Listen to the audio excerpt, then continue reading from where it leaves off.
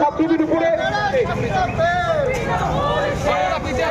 যে আক্রমণ নামিয়ে আনে, ছাত্রছাত্রীদের গাড়ির চাকা তুলে দিয়ে যে বর্বরচিত আক্রমণ নামিয়ে আনে, খুনি প্রাপ্ত বসু সহ